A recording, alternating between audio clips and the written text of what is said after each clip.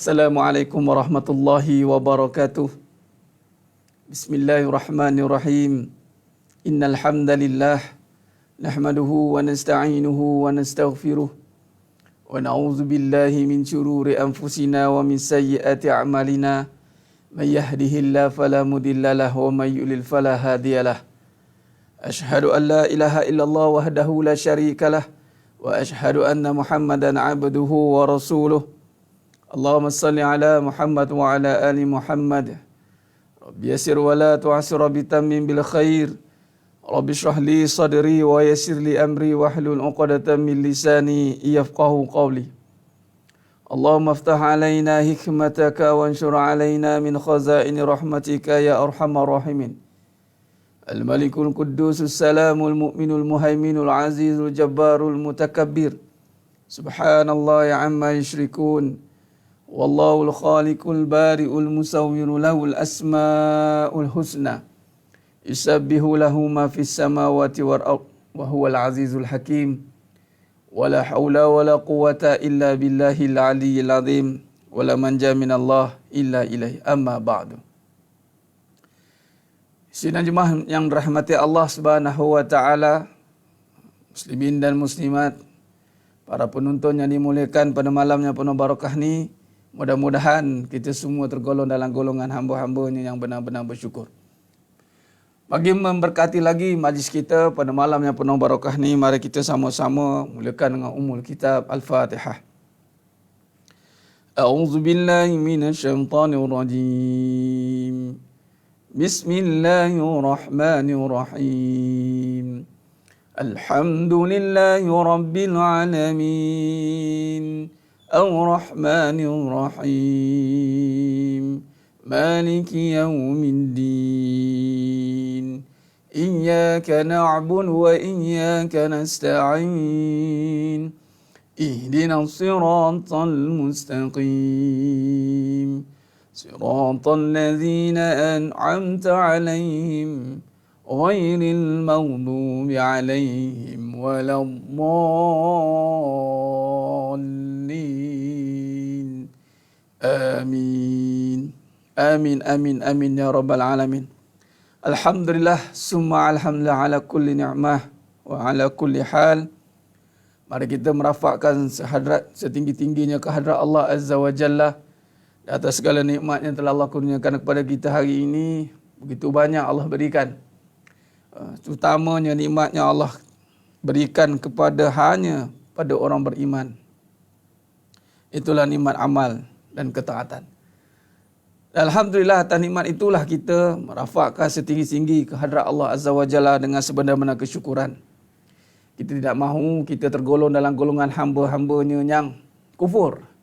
Kerana Allah berfirman dalam surah Sajadah ayat 9, Summa sawwahu wa nafakha fihi min ruhihi wa ja'alakumus sam'a wal absara wal afidah qalilan ma tashkurun. Jadi kata Allah Subhanahu wa taala, ketika Allah jadikan kita ini, Allah tiupkan pendengaran, penglihatan, Allah tiup roh, jadikan pendengaran, jadikan penglihatan. Qalilan ma tashkurun, sedikit hamba-hambaku yang bersyukur. Jadi dengan itu kita kena letakkan satu kerisauan, adakah kita ini benar-benar dalam golongan hamba-hambanya yang bersyukur ataupun yang kufur. Chances ataupun peluang untuk menjadi hamba yang kufur ni sangat tinggi sebab lawan kepada syukur itu kufur. Dia tak ada tengah-tengah. Dia tak ada tak berapa syukur dah. Sama ada syukur atau kufur. Syukur atau kufur. Bordernya sangat jelas. Syukur atau kufur. Syukur ramai sedikit, sedikit. Kufur ramai sedikit, ramai. Jadi yang ramai itu mudah untuk kita sertai, yang sedikit yang susah. Qalilan ma tashkurun, sangat sedikit hamba-hambaku yang bersyukur. Dan ini yang kita nak tekankan sebenarnya mata Allah SWT. Dengan apa yang kita lakukan hari ini, kita duduk dalam majlis ilmu secara online ni, salah satunya adalah untuk menyatakan kesyukuran dengan nikmat kehidupan, dengan nikmat keimanan. Kita nak zahirkan kesyukuran. Kita nak pastikan sebenarnya mata Allah SWT. Kita nak pastikan, kita nak berazam, kita nak bersungguh-sungguh untuk meletakkan diri kita dengan izin Allah SWT, dengan Allah izinkan kita, Allah berikan penglihatan, Allah berikan pendengaran, kita gunakan untuk menjadi hamba yang bersyukur. Fa'alhamaha fujuraha wa taqwaha. Allah ilhamkan kefasikan dan ketakwaan. Beruntunglah mereka yang mencucikan, merugilah mereka yang mengotorinya. Ciri orang yang kufur ini ialah kita tidak akan mampu menyatakan, oh si fulan ni kufur, ataupun saya tidak kufur Ustaz. Kita boleh menafikan, tetapi ianya akan zahir dalam kehidupan kita. Apa dia? Inna azabila syadid. Azabku amat pedih, kata Allah. Inna azabila syadid. Azab dalam kehidupan ni, yang mana Allah terjemahkan dalam kehidupan, yang mana berubah kehidupan kita menjadi yang pedih-pedih. Allahu Akbar. Jadi azab. Ada isteri jadi azab, ada suami jadi azab, ada anak jadi azab, hidup jadi kosong, ada kawan dia keliling dia, itu semua berubah menjadi satu perkara yang tidak nikmat bagi dia. Jadi alhamdulillah sedang jemaah mata Allah SWT, mudah-mudahan dengan kita ulang dan ulang dan ulang dan ulang, fazakir fa inna zikra tanfa'ul mu'minin, kita benar-benar menjadi hamba-hambanya yang bersyukur. Amin ya rabbal alamin. Insya-Allah. Alhamdulillah, ahlan wa sahlan wa marhaban bikum kepada yang baru mengikuti pengajian hakikat kehidupan. Dan tahniah dan syabas kepada yang terus istiqamah mengkaji kehidupan bersandarkan kebenaran. Dan kita telah pun membincangkan panjang lebar syarahan tentang kehidupan ini. Kita mula merungkai satu persatu tafsiran demi tafsiran sudut pandang dalam kehidupan. Kita tidak mahu lagi hidup dalam sangkaan. Kita tidak mahu lagi hidup dalam keraguan. Kita tidak mahu lagi hidup dalam perbatasan antara hak wal batil. Batas itu di kita tengah-tengah. Jadi kita tidak jelas. Gharar dipanggil. Tidak jelas. Kita nak hidup kita ini sedang mata Allah SWT, kita nak jelas. Sebab Islam itu jelas. Jelas. Liyuzhirahu ala dini kulli, kata Allah. Surah Al-Fat ayat 28. Wallazi arsala rasulahu bil huda wa dinil haqqa liyuzhirahu ala dini kulli. Nampak? Liyuzhirahu ala dini kulli. Agama ni jelas. Agama jelas. Dia tidak ada keraguan padanya.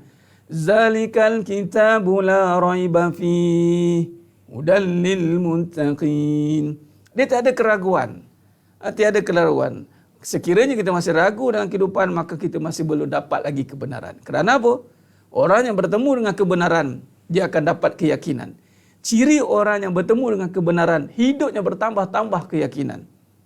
In tansurullah yansurukum wasabbit aqdamakum. Siapa tolong Allah, tolong agama Allah, Allah tolong dia. Dengan Allah menetapkan pendirian dia. Jelas tiada keraguan. Ya. Alhamdulillah, sidang jemaah mata Allah SWT. Baik.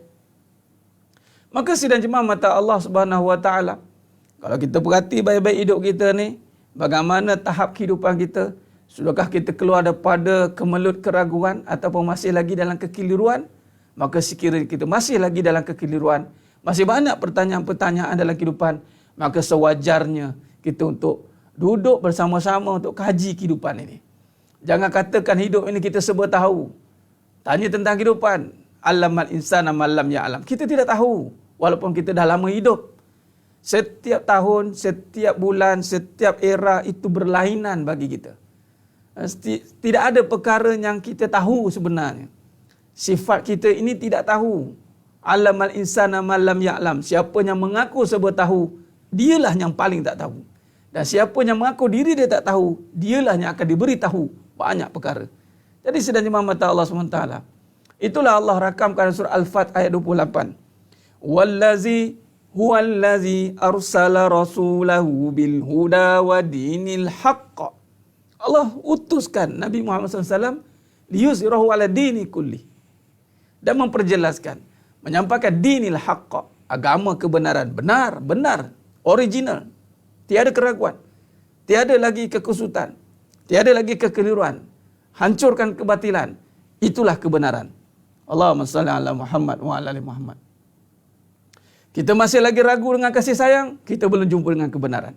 Kita masih ragu lagi dengan rezeki, kita masih belum jumpa kebenaran. Kita masih ragu lagi dengan jaminan masa depan, kita belum berjumpa dengan kebenaran. Kita masih keraguan demi keraguan. Kalau tidak dirawat keraguan itu, maka kita akan terjerumus dalam lembah sangkaan. Dan sangkaan ni kata Allah SWT surah Al-An'am ayat 116. Sekiranya kamu menuruti kebanyakan sangkaan manusia atas muka bumi ini, dia akan bawa jauh daripada Allah SWT. Allahumma salli ala Muhammad wa ala ali Muhammad. Jadi, kita kena perhatikan, kita kena selami, kita kena hayati, adakah hidup kita ini benar-benar mencapai tahap yang jelas. Kehidupan kita ini sudah berada dalam minaz zulumati ilan nur, sudah keluar daripada kegelapan, atau masih duduk dalam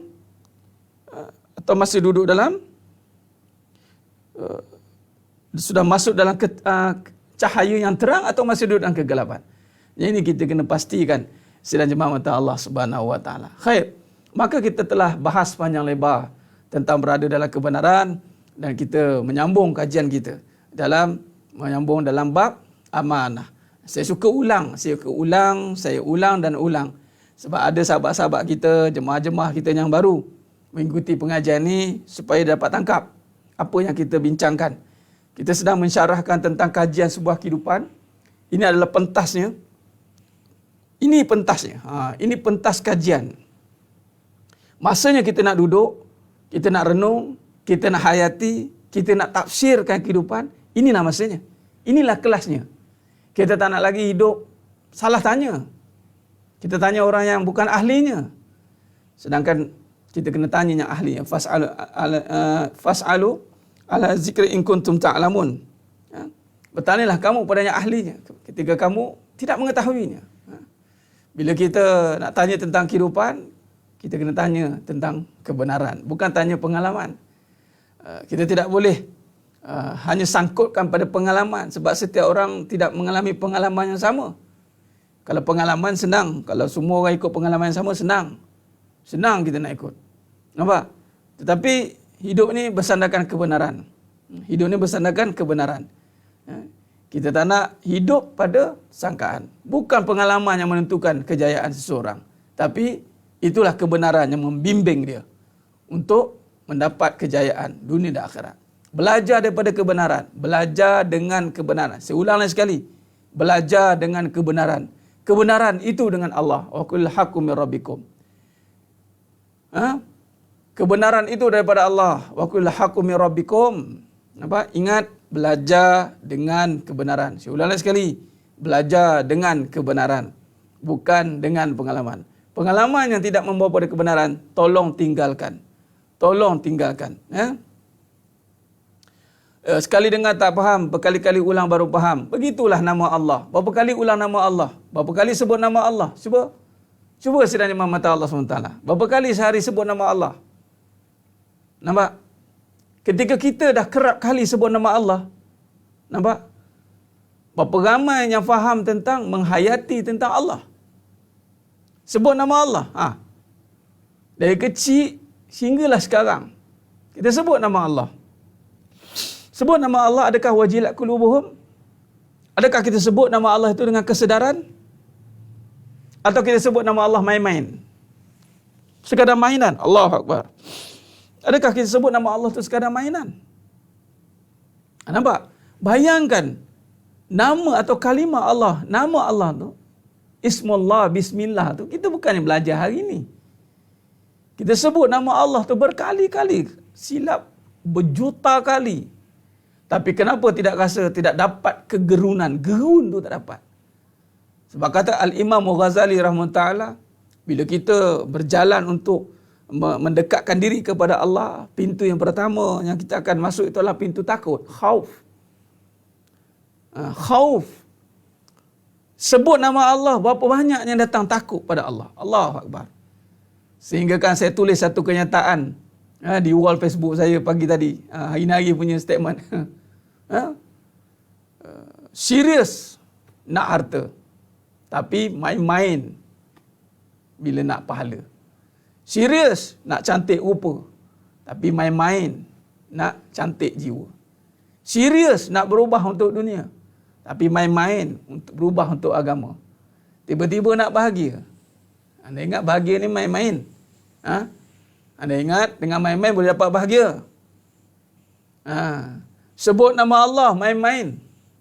Sebut nama orang, serius. Anda ingat dapat Allah dengan main-main. Itu ayat dia.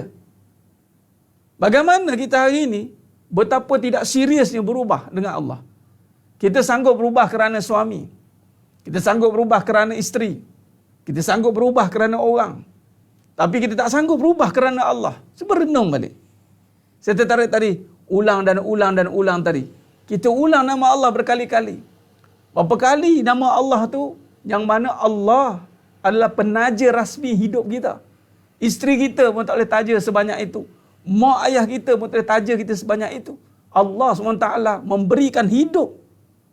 Memberikan kehidupan. Napas. Summa sawwahu wa nafakha fihi min ruh. Tetapi berapa ramai bila sebut nama Allah serius. Main-main. Main-main. Bab agama, nama Allah main-main. Seakan-akan menganggap bahawa Allah ni tidak serius dengan kita. Hati saya bolak-balik, ustaz nak buat macam mana? Dia tidak serius bahawa Allah boleh ubah hati dia. Suruh tutup aurat, main-main.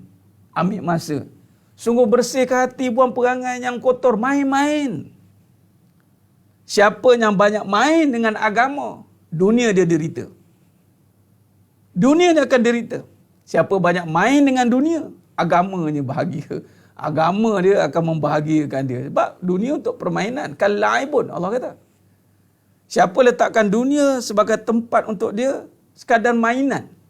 Ad-dunya mata'un wa mal hayatad dunya illa mata'ul ghurur. Tapi hari ini dunia yang dia buat serius. Alasan banyak. Alasan banyak. Dalam bab harta kita kata nak pahala. Kita ustaz, harta ni boleh untuk pahala. Tetapi bila tang pahala, dia bagi alasan pula dia. Tang harta dia boleh kata untuk pahala. Tapi bila dapat harta, berkira-kira pula nak buat pahala. Bila tang harta dia kata untuk pahala, tiba-tiba masa untuk pahala, masih lagi dia ambil sambil lewa. Di mana kata untuk pahala tadi? Yang mana kata untuk Allah? Sebab itu tak ada main-main. Bab dunia kita akan main-main. Tidak heran dengan kesusahan dunia. Mainan. Tetapi kalau berbicara soal Allah, dia akan jadi serius. Serious talk. You nak atau tak nak, you take it or leave it. Bahasa Jawa kata. Either you take it or leave it.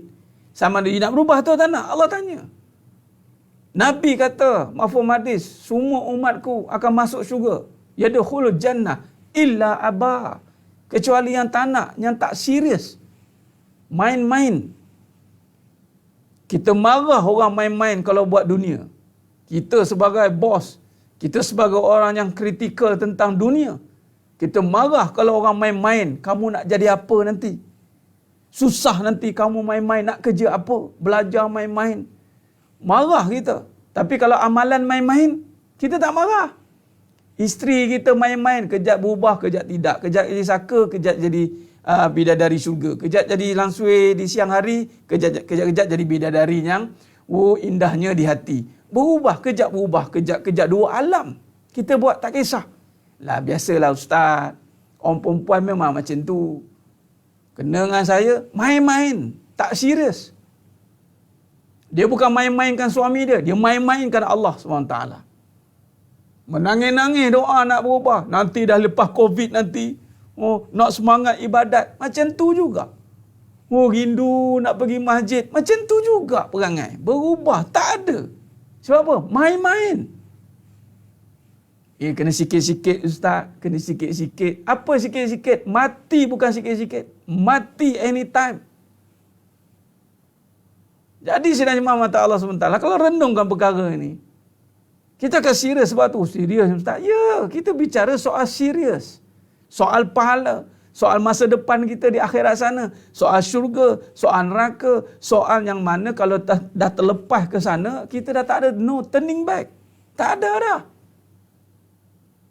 Kalau sekarang susah, boleh lagi cari jalan. Cari jalan. Kalau sekarang ni susah, boleh cari jalan lagi. Kalau di akhirat susah, tak boleh jalan dah. Siapa nak tolong kita? Tak ada siapa. Kalau kat dunia mungkin. So di mana kesedaran kita sebut nama Allah? Main-main. Main-main sebenarnya mata Allah SWT. Sebab tu kita kena ulang nama Allah. Ulang nama Allah. La ilaha illallah. La ilaha illallah. Bila kita sebut la ilaha illallah, nanti ingat arwah Ustaz Astri, Ustaz Ibrahim. Dia kalau lagu intro Pergi Tak Kembali tu, dia punya intro mula-mula dia macam tadilah. La ilaha illallah. La ilaha illallah. Itu dia masuk intro. Selamat tinggal pada semua, berpisah sudah segalanya, diiring doa dan air mata, yang pergi tak kembali lagi. Oh, tu lagu tu. Oh, jangan main-main. Allahumma salli ala Muhammad wa ala ali Muhammad. Kita tak serius dengan Allah. Tak serius dengan Allah. Siapa yang tak serius dengan Allah, maka dia tak serius dengan kehidupan dia. Orang yang serius dengan Allah, orang yang akan serius dalam hidup dia. Allahu Akbar. Saya nak buat satu analogi sebelum saya sambung tajuk kita malam ni. Analogi kita banyak malam ni, insya-Allah. Yang pertama, seorang lelaki. Seorang lelaki itu tidak dikatakan serius dengan kehidupannya selagi dia tidak serius dengan rumah Allah, dengan Allah. Seorang lelaki itu, suami ke, lelaki ke, dia tidak dikatakan serius dengan hidupnya selagi dia tidak serius dengan rumah Allah. Dia tidak katakan seorang yang rajin selagi mana dia tidak rajin untuk ke rumah Allah. Tidak dikira. Hubungan dia dengan rumah Allah, penentu dia siapa. Itu seorang lelaki. Bagi seorang isteri pula, sekiranya dia tidak serius dengan suaminya, maka dia tidak serius untuk semua perkara. Tidak heranlah kalau seorang wanita itu boleh mengurus empire, legasi, perniagaan berbilion dolar. Tetapi nak urus suaminya seorang saja, dia tidak serius. Siap sap-sap lagi kat orang. Pandai-pandai lah Ustaz. Suami saya. Allahu Akbar. Jadi senerjemah mata Allah Subhanahu Wa Taala, kita pengerti baik-baik. Tidak dikatakan dia ini seorang yang serius lagi mana dia tidak serius dengan Allah SWT. Kita tak boleh pegang kata orang yang tidak serius dengan Allah SWT. Kita tengok waktu solat dia, kita tengok tentang hubungan dia dengan masjid bagaimana, hubungan dengan waktu solat bagaimana. Kalau dengan waktu solat dia tidak serius, dengan rumah Allah dia tidak serius, maka orang ini orang yang tidak serius. Tapi Ustaz, ada orang dia pergi rumah Allah juga Ustaz. Tengok keadaan dia pergi rumah Allah tu macam mana. Adakah dia serius pergi rumah Allah atau dia pergi kerana sekadar nak pergi je? Sejauh mana hubungan dia dengan rumah Allah, sejauh mana hubungan dia dengan solat, itu penentu dia serius atau tidak. Dan seorang isteri sejauh mana dia jaga hubungan dengan suami dia baik-baik. Sama ada dia serius dengan suami dia, teliti, dia bukan serius dengan diri dia. Itu suami isteri berbeza. Maka dia akan menjadi seorang perempuan yang boleh dipercayai. Kalau dia ni tidak serius dengan suami dia, umum macam ni tidak boleh dipercayai. Jadi senerjemah mata Allah Subhanahu Wa Taala, kita kena hubungan kita dengan masjid macam mana? Serius dengan Allah SWT. Kita nak bahagia tapi main-main. Sebab itu dalam perbincangan hakikat kehidupan, kita tak akan mainkan perasaan. Kita tak akan menangkan perasaan. Kita tak akan menangkan. Kita tak akan ikutkan perasaan. Memandangkan kita dah ambil perjalanan PKP, perintah kawalan perasaan. Kita tidak akan menangkan perasaan. Kerana apa yang kita bincangkan, yang akan ditanya nanti bukan soal perasaan. Yang akan ditanya nanti adalah soal amalan kita, kebenaran kita. Walaupun perasaan kita dirundung dengan perkara-perkara yang menyakitkan, perasaan nafsu, tetapi tidak akan dipedulikan tentang perasaan. Seorang isteri akan ditanya tentang amalannya dengan suaminya. Walaupun seorang isteri itu perasaannya dikeronyok-keronyok, perasaannya dipinggirkan, tapi malaikat dia akan tanya, bagaimana perasaan kamu sepanjang kamu bersama dengan suamimu Sileman itu? Dia tak ada. Malaikat akan tanya, apakah amalan kamu sewaktu kamu menjadi isteri kepada Sileman itu? Habis. Allahu Akbar. Jadi sedang jemaah mata Allah SWT. Benar Tuan Abdul Wafi, beza manusia ni, kita sambung ihsan dalam kehidupan, dan kita nak sambung tentang wakil iblis atau wakil Allah. Bezanya dengan taat. Taat. Beza itu dengan bagaimana menundukkan hawa nafsunya. Allahumma salli ala Muhammad. Dua-dua kena serius. Suami kena serius dengan hubungan dengan Allah. Kalau suami serius dengan isteri, itu terbalik. Isteri kena serius dengan suami, suami kena serius dengan rumah Allah. Betulkan yang itu dulu. Kadang-kadang kita nak serius dengan berapa ramai. Sebenarnya Tuan Saudari Gol bin Salim, suami sekarang semua serius dengan isteri. Siapa tak serius? Berhabis bergolok bergadai untuk isteri. Habis semua labur sampai lebur suami itu. Serius nikah. Tapi sebab dia tidak serius dengan Allah. Suami ni tidak serius dengan Allah, dia tidak jadi pemimpin. Wa kullun mas'ulun, kullun ra'in wa kullun mas'ulun an ra'iyatihi. Suami ini tidak serius. Biasa suami mesti akan serius dengan isteri dia. Dia mesti serius, dia sanggup bergadai nyawa untuk isteri. Mana ada isteri je berfikir nanti nak bergadai nak gondok ke dengan suami. Tidak. Isteri akan berfikir, suami tak, itu isteri dia. Cuma suami yang tak bertanggungjawab dia. Ceritanya suami yang tak bertanggungjawab ni berlaku apabila dia tidak bertanggungjawab dengan dirinya untuk didekatkan dengan Allah. Maka dia tidak akan bertanggungjawab dengan isteri dia. Suami yang serius dengan Allah, yang menjaga hubungan dengan Allah, mana mungkin dia akan tidak serius dengan isteri dia. Kata kuncinya adalah serius dulu dengan Allah. Bukan dengan isteri. Isteri ni datang dan pergi, bersilih ganti. Dia serius dengan seorang, tiba-tiba isteri pula tak serius dengan dia. Saya serius dengan awak, mah. Abang bagikan seluruh hidup abang untuk kamu, mah. Isteri kata, saya sibuk, bang. Tahu tak saya sibuk? Saya wanita yang diperlukan oleh negara, nusa dan bangsa. Abang kahwin lah seorang lagi. Amboi. Allah. Nah. Jadi suami sekarang ni mesti didekatkan dengan kepimpinan yang sebenar. Qawamun 'alan nisa, sebelum menjadi qawam 'alan nisa, dia kena qawam atas diri dia untuk membimbing diri dia jumpa Allah Taala. Kalau seorang lelaki tidak mampu bawa diri dia untuk jumpa dengan Allah Taala, bagaimana dia nak bawa isteri dan anak-anak dia jumpa dengan Allah SWT? Allahu Akbar. Nah. Jadi sisi pula, betul Ustaz, suami saya yang tak pandai bimbing saya. Nah, ini suami isteri yang tidak bertanggungjawab. Isteri yang suka menyalahkan suami kerana tidak membimbing diri dia, itu isteri yang tidak bertanggungjawab.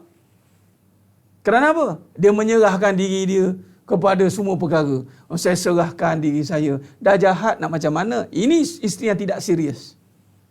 Walaupun nanti suami itu dah jadi baik, isteri begini tetap ditakut yang lama. Perhatilah. Kerana dia tidak serius untuk membawa dirinya kembali kepada Allah. Tak serius. Diharapkan. Suamilah. Semua dia tara kat suami. Nanti jawab soalan kubur, siapa jawab? Suami saya jawab. Senanglah macam tu. Allahu Akbar. Apakah cara kita isteri mengajar dan membantu suami untuk serius? Isteri serius nak berubah jadi baik. Isterilah serius. Itu cara yang terbaik untuk mengajak suami serius. Kadang isteri pun tak serius. Sebab apa? Dia nak suami dia jadi baik. Maknanya kalau suami mana-mana isteri yang nak jadi baik, tetapi dia nak suami dia jadi baik, maka isteri itu tidak serius nak jadi baik. Dia nak suami baik saja, bukan dia nak dia jadi baik. Tapi kalau mana-mana isteri yang serius nak jadi baik, dia tidak hiraukan keadaan suami dia baik atau tidak, maka dia serius nak jadi baik, bermaksud dia benar-benar nak jadi baik kerana Allah SWT. Bila dia ikhlas nak jadi baik kerana Allah SWT, sudah pasti Allah akan pairingkan pasangan yang baik. Sebenarnya, kalaupun tidak mendapat pasangan yang baik pun, is okay. Sebab dia baik-baik aja. Dia baik-baik aja. Suami kamu tu, kok mana pun isteri ni, dapat suami jahat macam mana pun, kalau dia baik, orang akan puji dia. Sabarnya kamu jemaah. Dapat suami macam tu je. Sabar kamu je. Sabar juga nama. Nampak? Dapat suami ni kata semua segala genetik Firaun ada kat suami ni. Buatlah jahat macam manalah suami ni kepada isteri. Orang ni tengok kan. Tahu apa isteri ni dapat title Allah jaga. Dekat dunia lagi Allah dah bagi title kepada seorang isteri ini. Apa dia? Sabar kamu mah. Sedangkan sabar itu memang syurga. Dunia lagi dah dapat. Sabar kamu ya mah. Kalau aku tidak lah. Kalau aku ceraikan je suami macam tu. Nampak? Nampak tidak? Kok mana-mana pun isteri dapat nama baik. Walaupun isteri tu tak baik, dia bawa kebahagia dia kan. Padahal suami dia tu dah jenuh ngajak dah. Dia sabar dengan perangai suami. Orang puji isteri. Bagus jemaah tu lah hai. Sabar betul dengan Sileman tu. Nampak? Nah, balik kepada seorang isteri, seorang suami pula. Ni suami ni punya hebat. Subhanallah. Hebat ni. Memang orang kata dia, hebat. Tiba-tiba si istrinya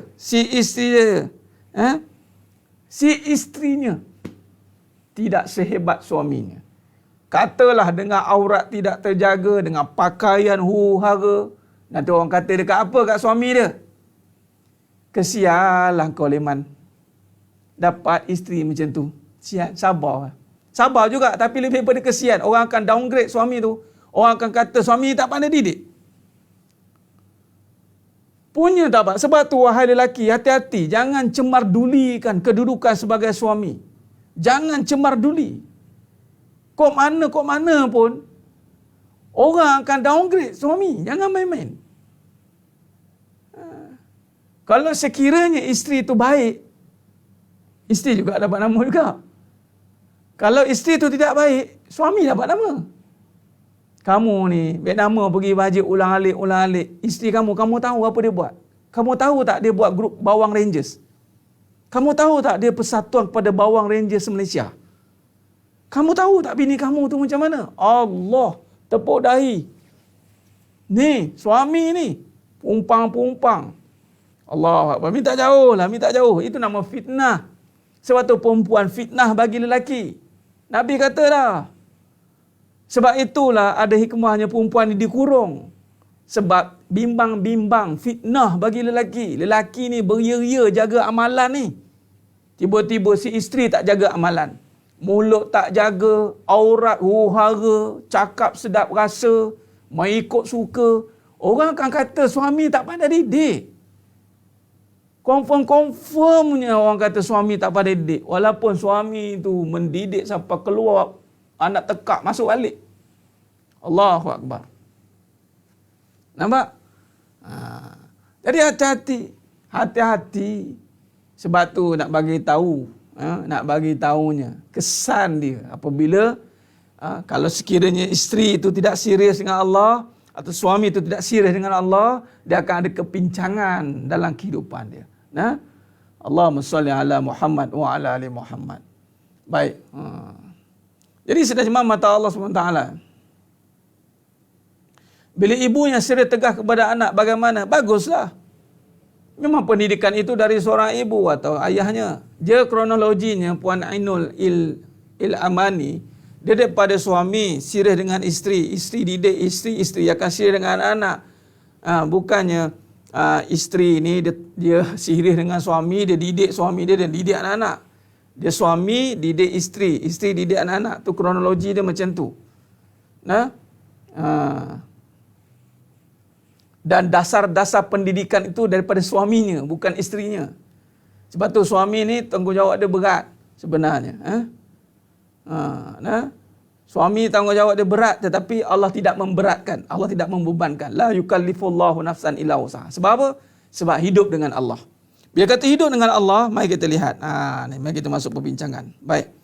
Jadi sebenarnya mata Allah SWT bila kata hidup dengan Allah, maka inilah kita nak masukkan pada perbincangan. Zaman sekarang khutbah Jumaat ada di FB, orang perempuan dia dengar tak? Tak ada masalah, khutbah siapa-siapa boleh dengar. Tak ada masalah, boleh. Boleh. Allahumma salli ala Muhammad wa ala ali Muhammad. Baik. Bagaimana kita nak lihat, nak kaitkan supaya hidup kita ini, ya Allah Ustaz, beratnya tanggungjawab. Baik. Bila kata berat tanggungjawab, jangan tanggung seorang-seorang. Sebab itu kita ini bersifat kana dha'ifa, lemah. Sebab itulah tauhid, tasawuf itu teras kepada pembangunan kehidupan. Bila kita dah nampak tanggungjawab dan tugas kita banyak, besar, maka sebenarnya mata Allah SWT, isteri dah serius dah dengan anak-anak, suami pula ikut kehendak anak-anak. Sekarang ni mana suami lah tak serius dengan isteri. Sekarang ni suami lah tidak serius dengan isteri pula. Suami ikut kehendak anak-anak. Ini jenis isteri dominan ni. Kalau isteri yang dominan dalam rumah tangga, suami tidak akan jadi orang yang membuat keputusan yang dominan. Biasanya isteri dia punya ideologi mesti selari dengan suami. Kalau macam ni nampak tak selari. Mesti ada something wrong somewhere. Suami tidak menjalankan peranan untuk memberikan kefahaman yang benar kepada isteri dan anak-anak. Maknanya isteri buat kerja seorang-seorang tu. Malah isteri mungkin dia overshadow, dia nampak bapak kamu tak boleh pakai. Tak apalah, biar aku yang mendidik. Nampak? Dia ada rasa diri dia, rasa keakuan. Maka bila ada keakuan duduk dalam rumah tangga, maka akan berlaku konflik ni. Isteri cakap lain, suami cakap lain. Suami cakap lain, isteri cakap lain. Lain-lain. Anak geleng kepala ni, masa satu aku nak ikut ni. Ni suami cakap A, isteri cakap B. Isteri cakap B, suami cakap A. Suami isteri bertekak. Gubang, anak jadi penonton. Tengok dia, bapak mak aku. Hati-hati. Maknanya kesepakatan antara suami isteri itu tidak terbina. Bila tidak terbina, itulah order tak sampai lah ke bawah. Presiden diberi timbalan presiden, deputi presiden tidak selari. Nampak? Sebab itu sebelum buat arahan, bincang, jangan override dulu supaya kita nak jaga apa-apa letakkan abah kamu. Nanti jangan kita buat satu order, tiba-tiba suami bagi arahan lain, nanti anak-anak confuse, kita pun jadi tak tentu arah. Sebab itu kena ada sepakat dulu. Ayah kata okey, mama kata tak okey. Jadi mama ikutlah ayah untuk sinkronaskan balik. Ayah pula setengah tu ikut mama kamu lah katanya. Sudah. Dan biasanya bila presiden buat keputusan, dia akan override semua sepatutnya. Kalau mama kata okey, sekali ayah kata tak okey, sekali revise semua balik. Lepas tu mulalah isteri tarik muka. Saya tak bagi, abang pula yang bagi. Abang ni kan, mula. Nampak? Dia benda ni melibatkan dalaman sebenarnya mata Allah SWT. Baik. Dia melibatkan dalaman. Nak menyatukan hati suami isteri, keluarga, kehidupan ni bukan dengan kita punya akal. Jangan duduk letak ke akal. Bila duduk dekat akal, percaya atau tidak, dia akan letak nafsu kat depan. Ingat, nafsu, akal, jiwa. Kita dah belajar kan sebelum ni. Sekarang ni, sebenarnya mata Allah SWT, suami isteri main tarik tali. Suami isteri main tarik tali, jenuh lah. Allahumma salli ala Muhammad wa ala ali Muhammad. Ada main tarik tali, jenuh. Ingat suka nikah ke main tarik tali? Baik, jadi sebenarnya mata Allah SWT. Baik, sekarang ni kita kena letakkan balik. Kalau ikut suami semua okey, macam mana Ustaz? Kena bincanglah kenapa semua okey bang. Kalau ikut suami semua okey, kena bincang bang. Kenapa semua okey bang? Bincang. Sekarang ni Mrs. Mrs. President, Mrs. Deputy President, ini sebagai penasihat 20%, bukan penggubal undang-undang. Isteri adalah Mrs. penasihat 20%, dia kena jumpa suami dengan hati yang rendah hati, yang tak ada nak mengatakan dalam hati, abang tak pandai didik. Tak boleh cakap gitu. Melihat suami dengan jangan pandang downgrade. Dia tetap suami. Ini paling bahaya ni. Kadang-kadang kita ni, Allahu Akbar, seorang anak lelaki diuji dengan mak dia. Anak lelaki dia akan pandang mak dia tak tahu apa. Hati-hati. Sedangkan itu wali Allah. Seorang isteri diuji dengan suami dia macam tak tahu apa-apa. Memang Allah uji macam tu. Para awliya itu pakaiannya memang kita tidak sedar bahawa dia ini orang yang hebat. Kalau suami itu hebat, turun dengan baju kebesaran dia, tangan berapi, cakap dengan berkarismatik, suami, isteri mana pun sujud kat kaki. Ini pandang suami atas bawah ni. Ya benar laki aku ni tu. Ya benar laki aku ni. Pertama, isteri, sebab tu kita belajar melihat dengan kebenaran. Tengok ni, antak budallah ka'annaka tarah. Beribadatlah seperti mana kita melihat Allah. Sekarang bila kata melihat Allah, bila tengok pada suami, sekarang ni kita dah belajar. Jiwa, akal dan nafsu. Nafsu ditundukkan. Nafsu tolak belakang. Jiwa letak depan. Jiwa kena besar. Wa nafsi wa masawaha. Jiwa dah sempurna. Tengok suami dengan tanggungjawab, dengan title yang datang pada Allah. Maka bila tengok suami dengan kebesaran Allah, kita tidak akan downgrade suami. Walaupun suami itu datang dari keluarga yang apa-apa. Allah nak uji sebenarnya bagi seorang isteri. Sesiapa isterinya adalah hatinya memandang rendah dengan suaminya, hilang amalan dia. Hati-hati. Dia sebab apa hilang amalan? Kesombongan. Hati-hati. Kesombongan tu, hati-hati. Begitu juga dengan seorang anak, apabila dia melihat dirinya lebih hebat daripada mak ayah dia, habis. Hapus amalan dia. Habis semua.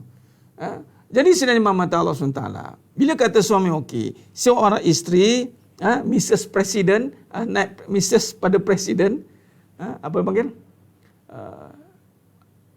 Apa nama gelaran dia? Lady Boss, bukan Lady Boss, apa nama?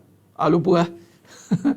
Datang pada suami dengan hati yang lapang, tanya, bang, saya nak tanya pendapat abang. Kenapa abang bagi semua okey ni? Ni okey, tu okey, ni okey. Apa rasional bang? Abang boleh ajar saya. Mungkin saya tak faham. Nah, ini abang ni kan, belum apa-apa lihat abang ni kan, semua nak bagi anak okey. Abang bertahu, saya yang melahirkan. Nah, abang pun sama. Oh, dia sama naik dengan anak dia. Habislah. Macam serba tahu isteri tu. Saya boleh baca insting abang tu. Abang jangan main-main. Saya sixth sense saya kuat. Allah, orang perempuan sixth sense kuat. Inilah kalau terikat dengan kebendaan. Bila terikat dengan kebendaan, semua perkara dia nak jadi ke depan. Hati-hati. Jangan downgrade. Tanya dengan hati yang lapang, jiwa yang luas. Tengok kebesaran Allah, tanya. First lady, ya Puan Nur Lela, ya first lady. Kalau ada 2 isteri, second lady ya. Kalau ada 3 isteri, third lady. Kalau 4, fourth lady. Itulah ya Puan Julena, ayat biasa. Abang apa tahu? Allah. Isteri sebagai penasihat, Puan Antara, bukan punasihat. Tak pandang rendah, nampak suami lebih pada kebendaan pada tanya. Kalau tak pandang rendah, saya nak bagi tahu, ada setengah tu pandang rendah. Kalau tak pandang rendah, bagus. Maka nasihatlah suami elok-elok. Abang, kebendaan ini satu perkara yang melalaikan bang. Kalau abang nak bagi anak-anak kebendaan, dengan saya pun dapat kebendaan. Ke isteri pun sama dapat kebendaan juga. Biasa suami-suami yang dengan anak-anak dia okey kebendaan, isteri mak dia pun 2 kali 5 juga. Suami-suami ni, sebab kebendaan bagi mak-mak lain pula. Kan? Perhiasan, bunga-bunga, periuk belanga, baju itu, baju ini, perhiasan rumah. Yang itu tak marah pula. Tak anak-anak kita marah. Kita marah, bang. Bang? Anak-anak tu bang melalaikan. Tak tu mak anak tu tak lalaikan. Dia kadang-kadang dia reflect. Biasanya kalau suami yang biasa dengan anak-anak lebih kebendaan, dengan isteri pun sama naik 2 kali 5. Suami akan jenis tak menghalang, jenis yang awak nak apa ambil lah. Tapi sebab isteri ni dah Astaghfirullahalazim. Isteri dah mula sedar kan.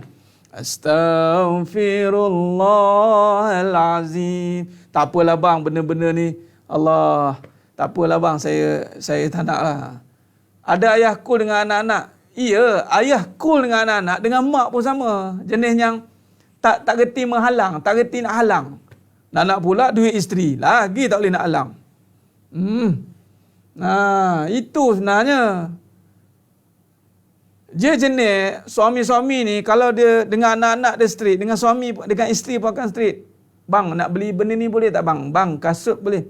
Kasut semalam dah kamu pakai, bulan lepas elok lagi dah kamu ni nak buat kedai kasut apa kat rumah? Bang, periuk ni bang, isteri tu dia kena bagi satu evidence tau kau nak beli. Sebab tu kan rasa dengan isteri, dia tak suka minta kat suami, dia ada duit sendiri, dia beli je. Suami yang baik tu, ya Tuan Haji, iyalah, alhamdulillah, baik sangat. Okey. Tak apalah kalau suami pinjam duit isteri tapi tak nak bayar balik, tuntutlah, tak ada masalah. Isteri-isteri tuntut, jangan tak tuntut. Kalau itu pun nak berkira dengan suami tak nak bayar balik, nanti isteri. Tapi biasanya suami dia dapat isteri yang macam tu sebab suami pun berkira juga.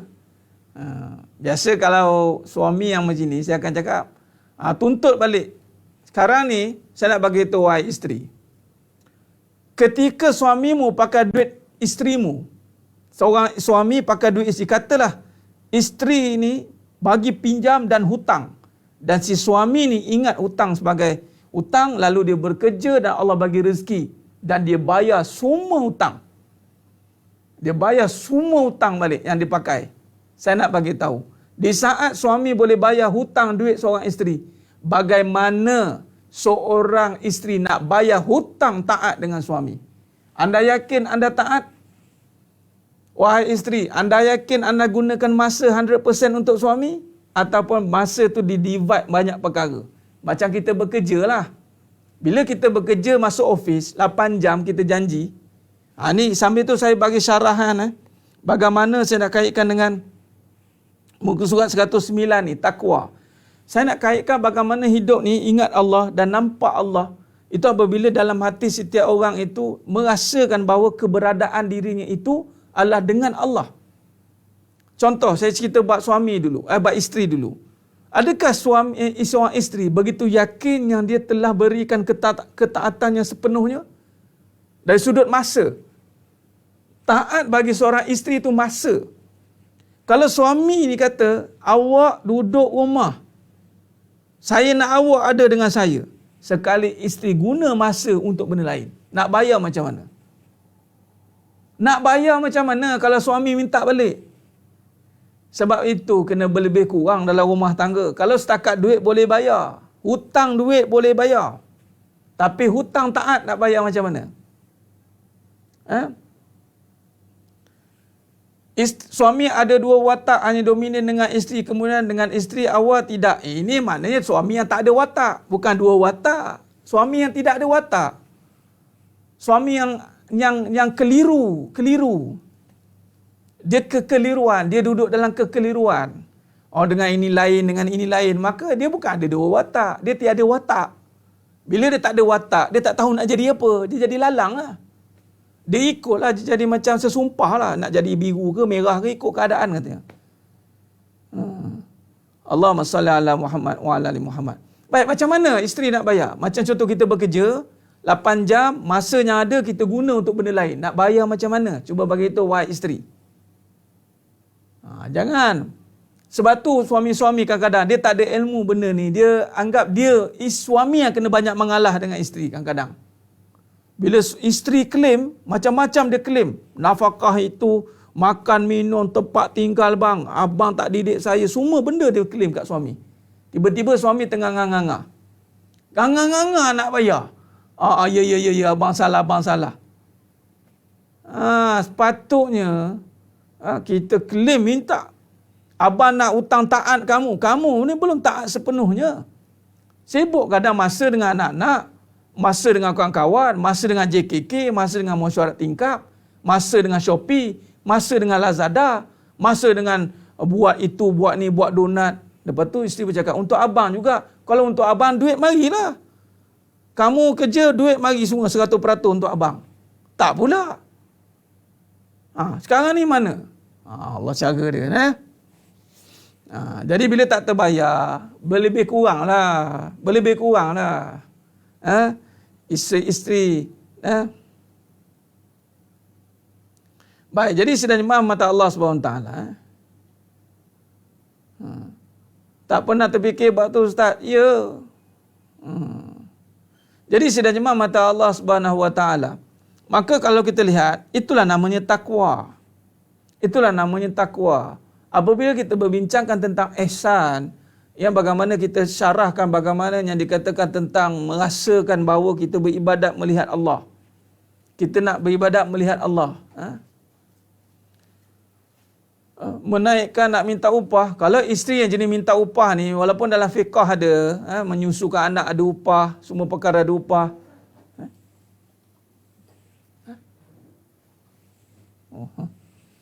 Kalau semua perkara nak upah, maka isteri tu orang upahan saja ataupun orang gaji ya. Kalau isteri-isteri, adakah nilai seorang isteri tu dengan gaji? Kenapa seorang suami tak terbayar isteri tu? Tak tahu nak bayar macam mana. Ni jawapan bagi seorang suami. Ni, dengar baik-baik. Cakap kat isteri. Kerana dirimu tiada harga yang boleh diletakkan dengan nilai dunia. Tu dia. Cakap kat isteri, abang tak terbayar kamu. Tak tahu abang nak bayar berapa. Jadi abang tak payah bayar lah. Kalau tak payah bayar tu ambil kesempatan kan. Kesempatan tanggung lah dengan Allah pula. Kamu ni kalau nak dikira, takkanlah abang nak bayar satu-satu. Masak bang, catering. Kalau masak tu macam catering tau bang. Kalau basuh baju tu laundry service. Kalau bilik perhotelan, hospitality. Nursery sebagai PA administration, GM lagi, general manager. Banyak pangkat isteri tu. Nak dibayar berapa? Kalau semua nak digaji, orang gaji lah. Nampak? Tak terfikir nak minta upah, memang tak terbayar. Itulah nama puan Yati. Kerana dirimu begitu berharga. Dirimu tidak boleh dihargakan dengan nilai dunia. Itu baru betul. Kerana dirimu begitu bernilai. Hanya yang mampu diberikan, dibayar untuk kamu adalah syurga. Syurga untuk kamu mah. Katanya. Baru betul. Ini isteri pula, syurga tak syurga. Sekarang ni saya menderita. Syurga cerita lain katanya. Allah, ni payahlah kalau isteri yang tak ada agama. Murah dia buatnya. Allahumma salli ala Muhammad wa ala ali Muhammad. Kalau suami merajuk, suami pujuk dengan bagi duit, boleh ke Ustaz? Tapi isteri tak minta pun. Kalau misal kata isteri tak minta, suami pujuk dengan duit, lalu si isteri termakan dengan pujukan duit, maka itulah harga bagi seorang isteri. Hanya baik dengan duit. Jangan hilangkan harga bagi seorang isteri yang harganya tiada satu pun harganya boleh dibayar dengan duit sepatutnya. Nilai bagi seorang isteri itu adalah pada ketaatan, pada kesabaran, pada khidmat yang tiada berbelah bagi, tiada penghujungnya. Inilah seorang suami kena belajar untuk iktiraf seorang isteri dengan pengiktirafan yang sebenar. Allahumma salli ala Muhammad wa ala ali Muhammad. Baik, jadi sedang jemaah mata Allah SWT. Jadi kalau kita lihat, dalam kita diuji mudah untuk sabar. Tapi bagaimana Ustaz dalam solat kita suka untuk khusyuk? Apakah maksud kita tak sir dengan Allah? Dalam diuji mudah untuk sabar, tapi dalam solat kita tidak khusyuk. Maknanya tidak sabarlah dalam ujian.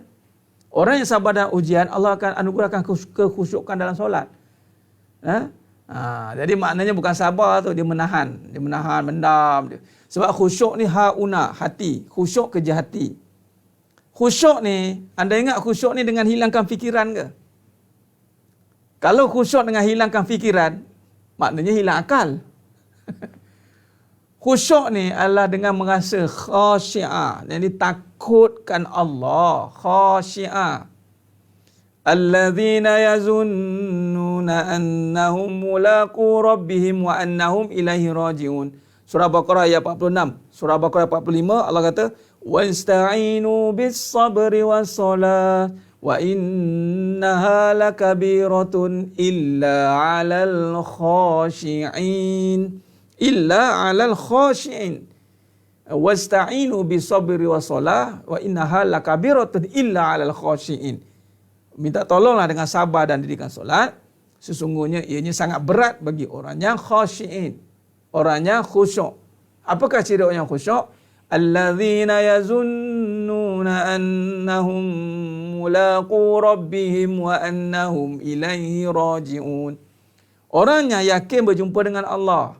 Alladzina yazunnuna annahum mulaqu rabbihim wa annahum ilaihi raji'un. Dan yakin kembali kepada Allah. Ini ketakutan yang satu masa dia akan berjumpa dengan Allah. Itulah khusyuk. Khusyuk yang membawa kepada kesedaran, keinsafan. Maka sudah pasti ketika datang ujian, dia akan sedar. Allahumma salli ala Muhammad wa ala ali Muhammad. Right? Ustaz, isteri tak minat bekerja dan tapi suami suruh kerja hingga pencen. Maka ini, isteri tak wajib taat atas perkara itu. Sebab kerja ada dalam hukum. Kerja ni hukumnya adalah tugasnya adalah seorang suami. Ar-rijal qawwamuna 'alan nisa'. Maka atasnya jelas ada hukum dalam agama yang mana tidak ada tanggungjawab pada seorang isteri. Agama dah jelas dah. Maka kalau isteri tidak buat, itu tidak bersalahan. Silap-silap jatuh kezaliman nanti. Sebab apa? Salah meletakkan hukum pada tempatnya. Yakni menyuruh isteri buat benda yang boleh membebankan isteri. Beban tu. Walaupun dia nak tolong biar benda yang tidak menyebabkan dia ini keluar daripada hukum. Hukum ni, maknanya ada tak hukum yang mengatakan isteri keluar bekerja? Tak ada kan? Tak ada. Tetapi kalau sekiranya perkara itu memerlukan kepada khidmat-khidmat pada negara, benda-benda yang seperti nurse, benda-benda yang tiada, orang perempuan je kena buat, itu haruslah. Tapi kalau disuruhlah suami sebab nak suruh cari duit, ini bertentangan dengan agama. Bila bertentangan dengan agama, dia boleh tidak taat. Dia tidak taat lah. Tapi jangan bergaduh, cakap baik-baik. Baik. Bila dia bekerja, suami ni memang pendapat ni, dia bukan pendapat lagi dah. Ulama syarahkan bahawa yang mana duit isteri tu memang isteri. Tapi kenapa? Apa maksud duit isteri tu isteri? Nak bagi tahu sebenarnya asal usul duit isteri ni adalah daripada mas kahwin sebenarnya. Caranya. Bila mas kahwin, seorang suami bagi mas kahwin kepada isteri, maka isteri, duit itu dah jadi milik isteri. Untuk tidak berlaku zalim ketika dah diberi, maka duit isteri, maka suami tidak boleh ambil balik setelah benda itu diberi. Sebab itu kezaliman. Dan juga yang mana harta dapat daripada turun-temurun, harta waris ke, pusaka ke. Nampak? Yang kalau kerja ni, sebenarnya dia masih boleh dikhilafkan sebab dengan izin. Kalau suami tidak benarkan isteri keluar bekerja, maka dia keluar itu adalah haram bagi seorang isteri. Nak cakap apa? Jadi pendapatan dia pendapatan yang haram. Pendapatan yang haram itu menyebabkan tidak halal digunakan, tidak berkat. Tidak halal maknanya tidak mendatangkan keberkatan kerana suami tidak benarkan dia keluar rumah. Abang tak benarkan awak keluar rumah, dia keluar juga, maka itu satu laknat. La'anallah, Allah laknat, malaikat laknat. Selagi isteri itu tak balik, laknat. Kalau dapat hasil daripada benda yang laknat, dia kira apa? Kalau nafkah, mas kahwin dengan harta waris pusaka, ya. Tapi kalau datang keluar dengan izin, maka isteri kena bertolak ansur lah. Isteri kena bertolak ansur lah. Allahumma salli ala Muhammad wa ala ali Muhammad. Jadi,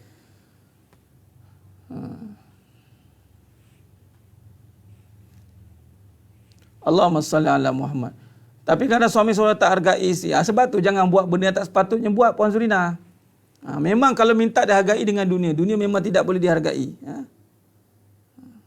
Okey. Baik.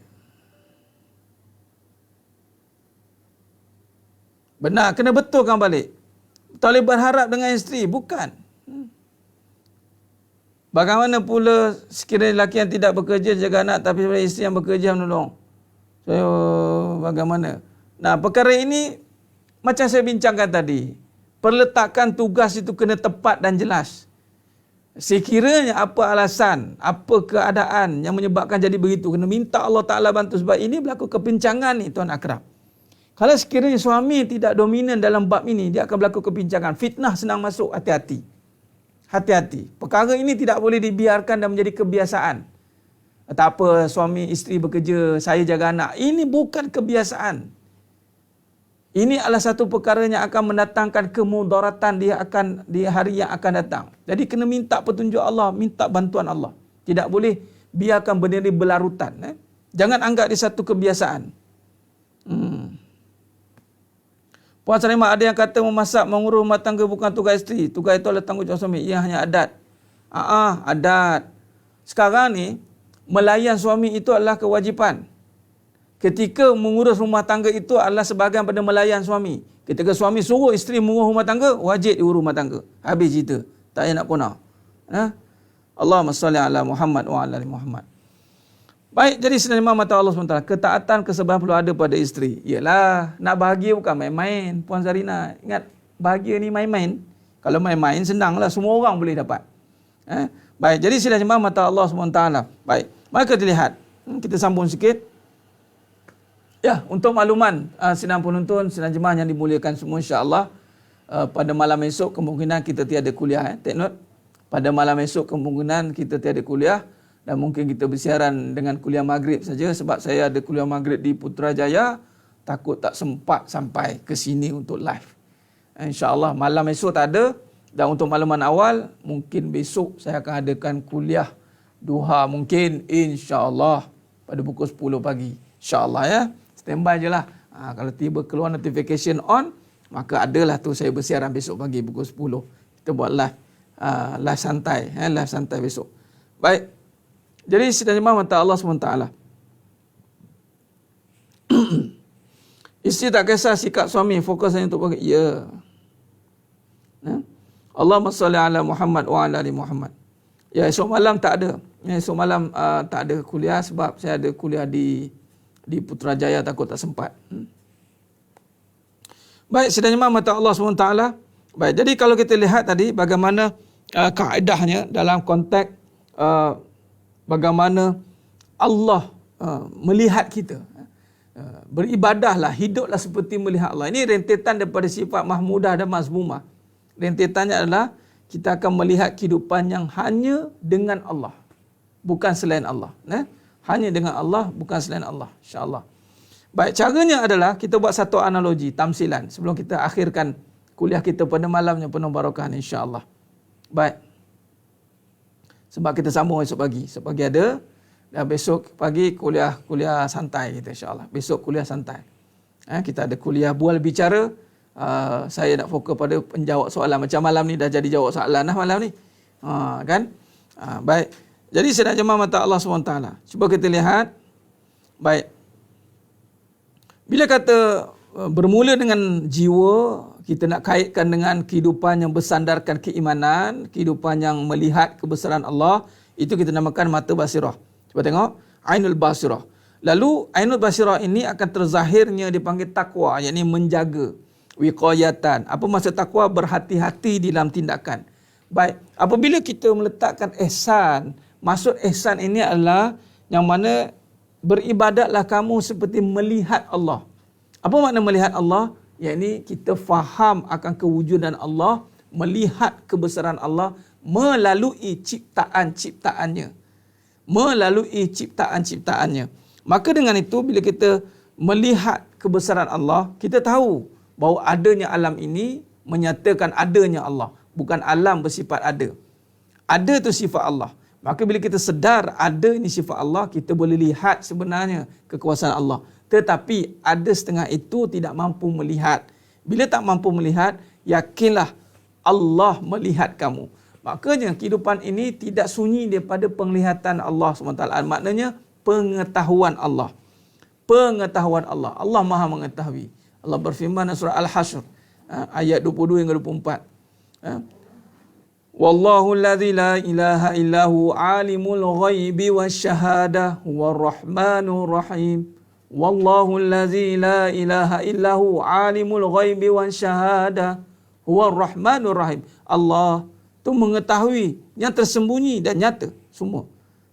Semua nyata. Baik. Jadi sebenarnya mata Allah SWT. Maka dengan itu kita melihat kebesaran Allah atau Allah melihat apa yang kita lakukan.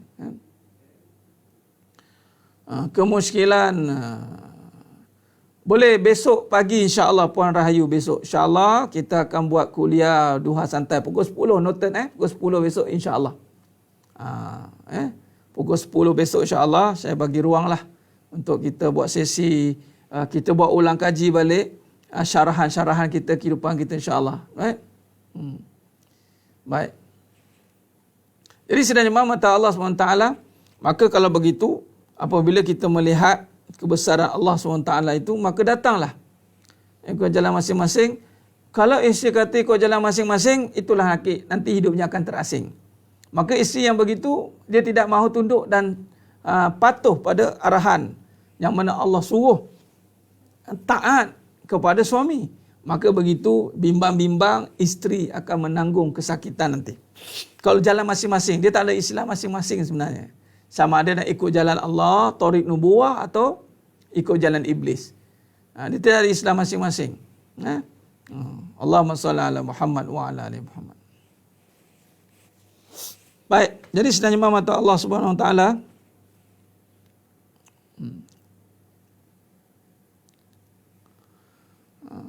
baik.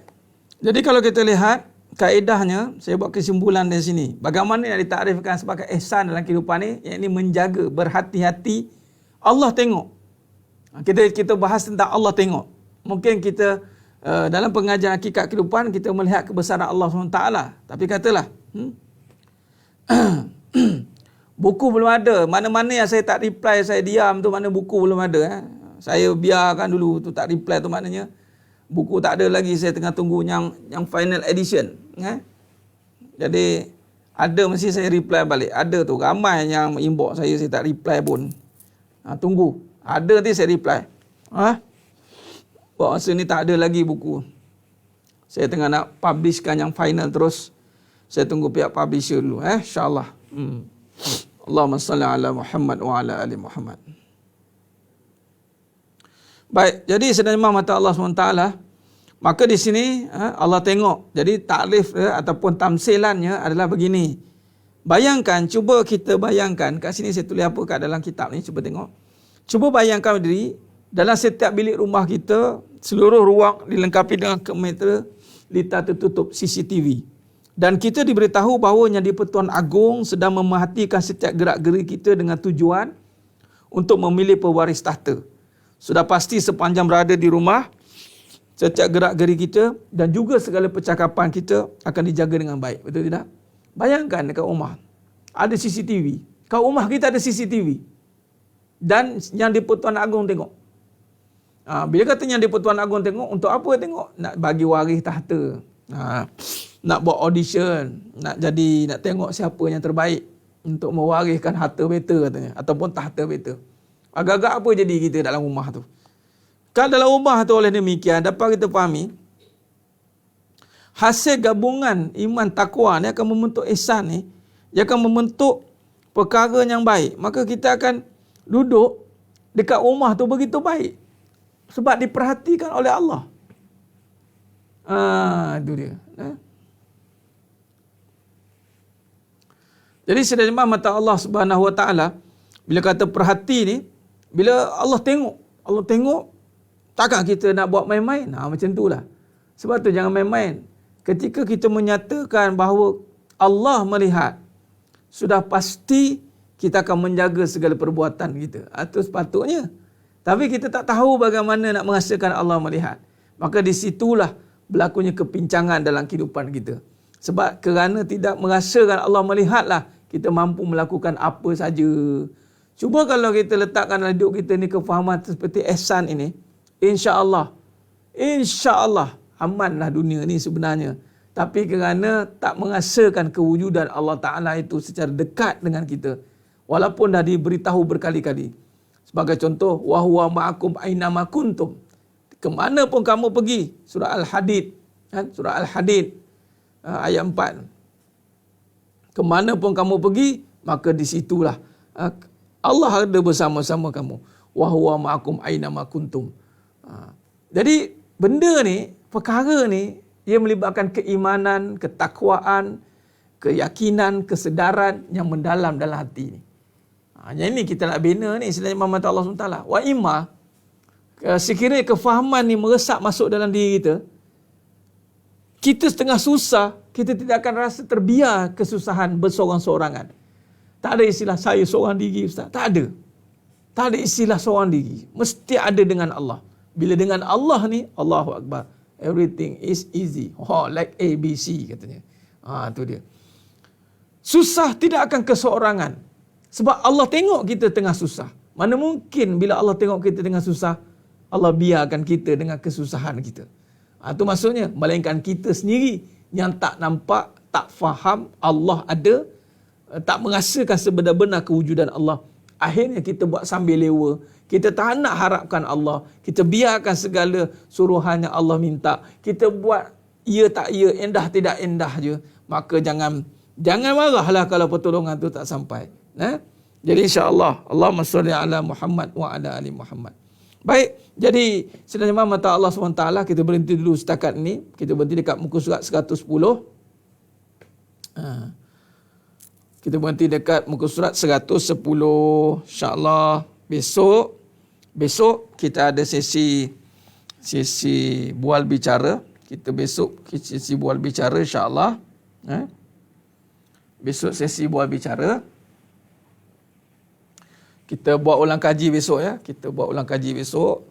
Dan insyaAllah sedang mata Allah SWT kepada yang mengikuti pengajian hakikat kehidupan ni, saya ucapkan tahniah dan syabas kerana anda istiqomah terus nak mengkaji kehidupan ini. Dan terima kasih juga kepada yang baru mengikuti. Alhamdulillah, tahniah dan syabas. Dan saya banyak terima inbox menyatakan akan perubahan-perubahan yang Allah telah izinkan berlaku dalam kehidupan asbab bila bertemu dengan kebenaran. Subhanallah, tabarakallah. Dan saya ucapkan mudah-mudahan Allah bantu untuk terus menuju ke jalan Allah SWT. Saya tertarik dengan satu perkongsian tu. Kalau yang saya cerita ni ada di dalam ini, saya minta maaf dululah. Saya nak ambil sebagai sampel, jangan risau, orang tak tahu pun siapa ni. Saya maksudkan siapa, orang tak tahu. Dia inbox saya.